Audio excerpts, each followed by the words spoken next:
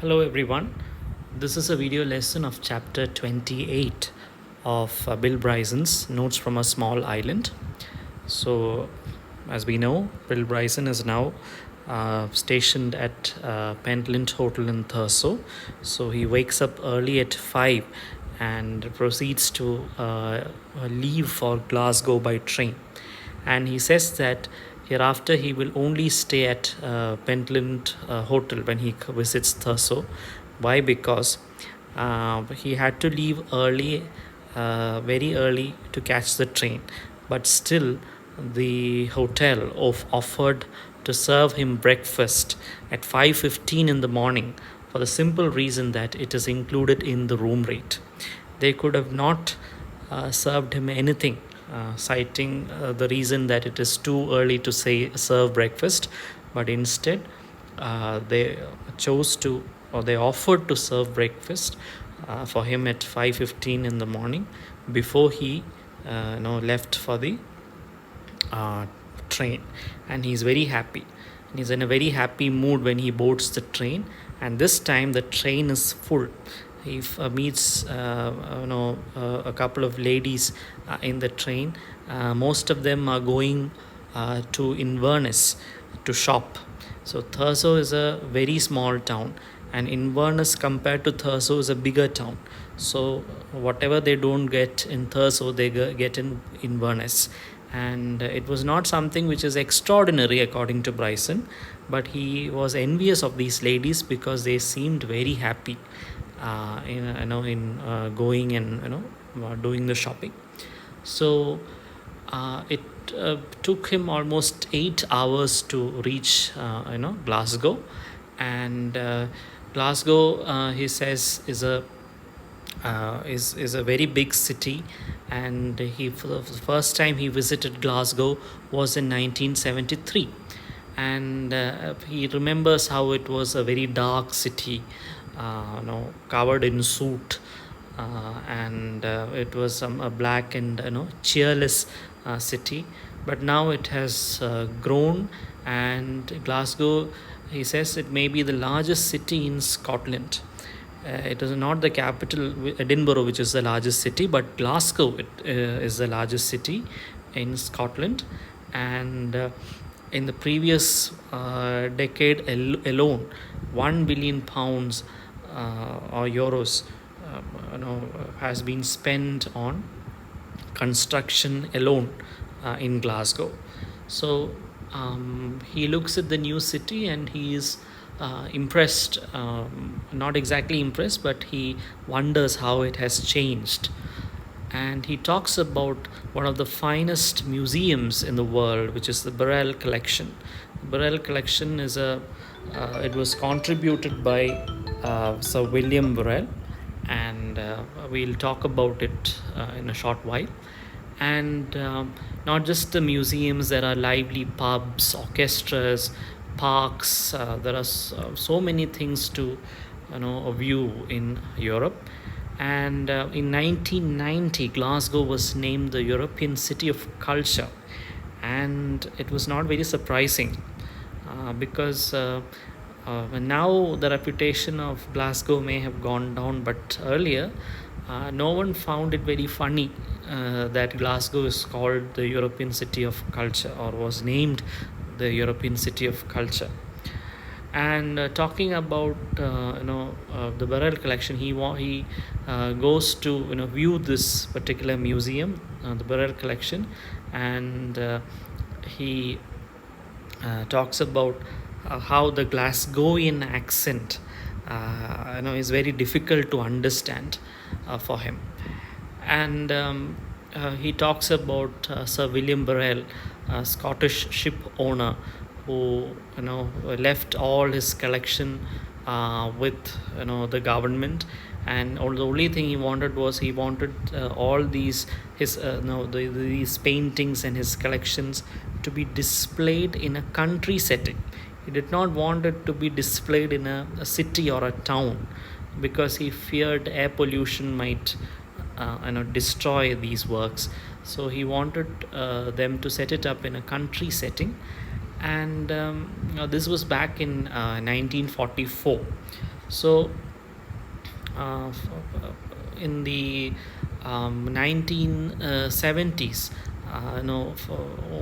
like for 4 decades, these the pictures, these his collections gathered dust, because it was not displayed anywhere. It gathered dust in warehouses, where it was kept.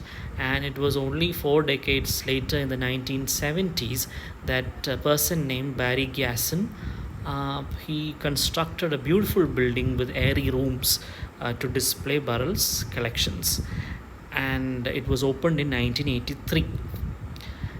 And this it contains around 8,000 items from all over the world, and he calls it Bryson calls it stunning. Then he talks about, after going through the barrel collection of the museum, he moves out, and he goes around the city, and he describes all the places that he see. He says that he could see the Clyde from time to time. Clyde is the river in Glasgow, and he goes into mm, a pub where he he's again have faces complications with respect to people speaking the Glasgowian accent, which is very difficult for him to decipher what they are talking. And later he talks about the housing problem in Glasgow. Glasgow, the government there procured vast estates outside of the town, in the countryside, to rehabilitate those people living in the slums in the inner city. But what happened is, these people moved to these new buildings in the countryside, but unfortunately there was no plumbing, there were no shops nearby, no cinema theaters, no banks, no pubs, schools, nothing, no jobs, health centers, nothing, no facilities and amenities were there in these newly constructed flats. And so if they wanted something, they had to come back to the city. They have to travel many miles and come back into the city. And this again made them, the consequence of this was, it all these things turned into new slums. And still Glasgow is considered to be the world's biggest or largest landlord, and it still spends, that is in 1995, it still spends around 100 million pounds a year just for the entire housing budget. And then he talks about George Square again, which he uses the word handsomest square in Britain. And he ends the chapter with a Glasgow joke, with respect to language it is. He says that a policeman catches a thief at the corner of the Socky Hall and Dalhousie. And this is where he catches the thief, Socky Hall and Dalhousie. That's the name of the place. And the policeman, what he does is, he drags this thief 100 yards to Rose Street. Okay. And the thief wonders, why are you doing this? Why are you dragging me 100 yards to this particular place? You can handcuff me, and you can take me. You could have taken me at the old places, meaning the Socky Hall and Dalhousie place itself. Why did you drag me to Rose Street? And the policeman says that it's because I can spell Rose Street. Okay, because the policeman who found it difficult to spell Socky Hall and Dalhousie, when he files a report, when he files a report, he has to write them down, write the names of the places. Rose Street is very easy to spell, so he drags him to Rose Street, and that is the Glasgow joke that he ends it with. And he says that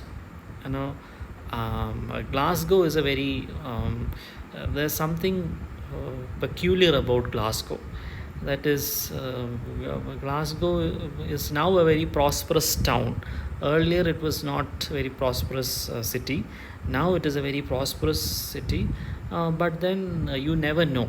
On a Friday night, you can, if you walk the streets, and when you turn around the corner, you may encounter, posh people in dinner jackets, well-off people, elite class people, or you may equally encounter a group of thugs or rowdies, who may uh, do bad things to you, who may injure you.